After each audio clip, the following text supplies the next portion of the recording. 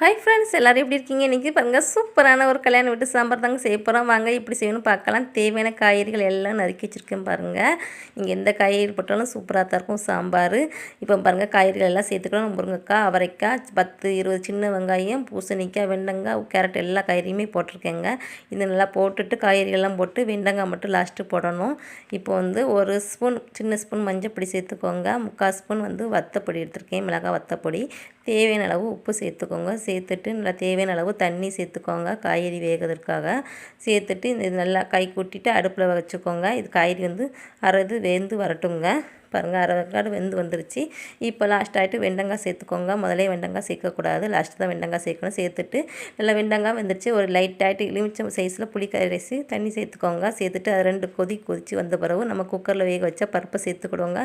குக்கரில் வந்து நல்ல துவரம் பருப்பு தாங்க சேர்த்துருக்கேன். துவரம் பருப்பு, 5 சின்ன வெங்காயம், 1/4 ஸ்பூன் சீரகம், ஒரு பெருங்காயம், கட்டி பெருங்காயம் சேர்த்துக்கோங்க. கம்மன்னு இருக்கும்.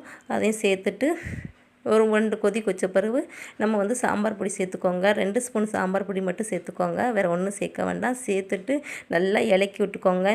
அதுக்கடுத்து 2 கொதி நல்லா கொதிக்கணும், ரொம்பவும் கொதிக்க வேண்டாம். சாம்பார் பொடி போட்ட பிறகு பின்ன சாம்பார் வந்து இறக்கி வச்சுக்கோங்க. இப்போ ஒரு தாளிப்பு வந்து கொட்டிக்கிடுவோங்க.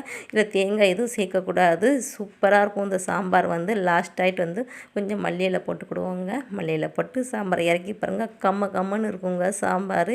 இதே மாதிரி நீங்களும் சாம்பார் மறக்காமல் செஞ்சு பாருங்கள். அதுவும் பூசணிக்காய் போட்டு சாம்பார் செஞ்சு பாருங்கள், சூப்பராக இருக்குங்க. செஞ்சுட்டு மறக்காமல் நமக்கு ஒரு கமெண்ட் பண்ணுங்கள், மறக்காமல் சப்ஸ்கிரைப்